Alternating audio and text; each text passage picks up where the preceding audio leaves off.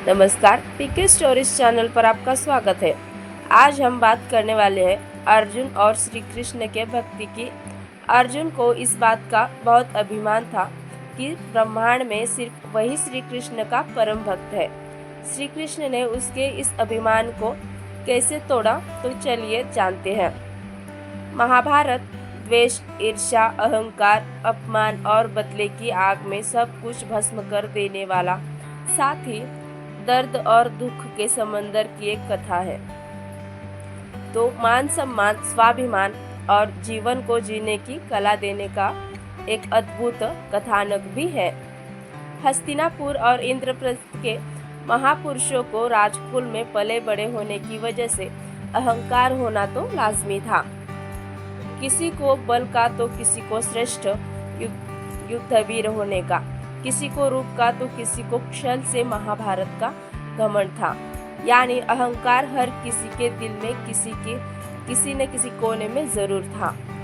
इस तरह अर्जुन के बारे में कहा जाता है कि उनको पहले श्रेष्ठ धनुर्धर होने का गर्व था, लेकिन हर कोई इस बात से अनजान था कि उनको एक और बात का घमंड था, और वह घमंड उनके सर पर चढ़ के बोल रहा था।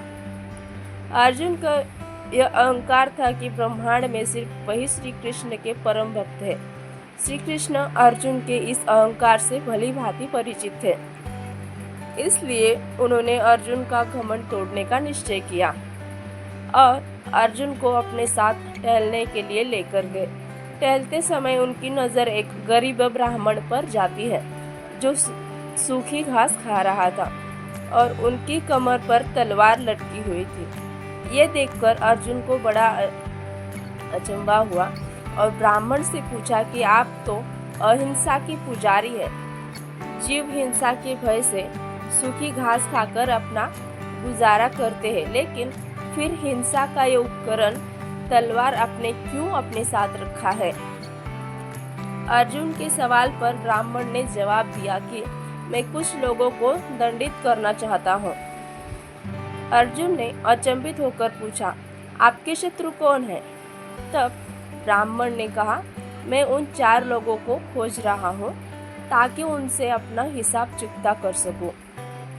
सबसे पहले ब्राह्मण ने नारद का नाम लिया और कहा कि नारद मेरा पहला निशाना है, क्योंकि वो मेरे प्रभु श्री कृष्ण को कभी आराम करने नहीं देते, सदा भजन कीर्तन कर उन्हें जागृत रखते हैं।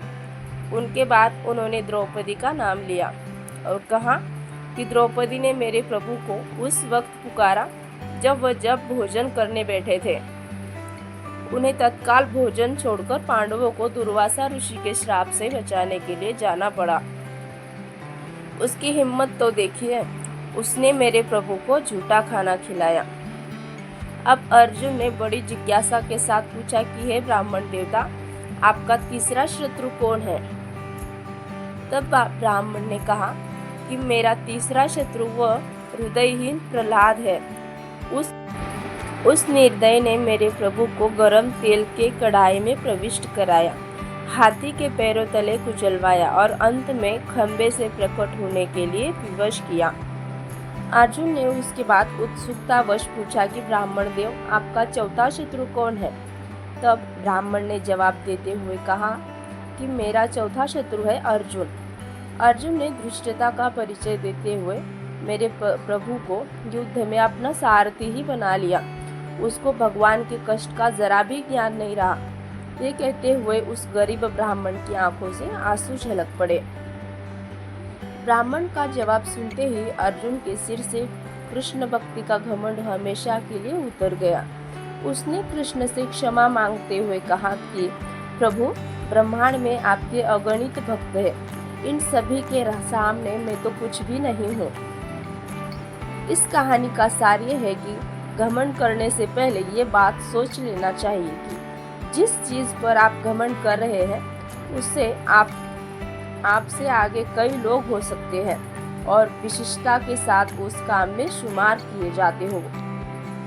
आपको ये कहानी अच्छी लगी तो वीडियो को लाइक और शेयर करें और ऐसे ही नए वीडियोस के लिए चैनल को सब्सक्राइब जरूर करें।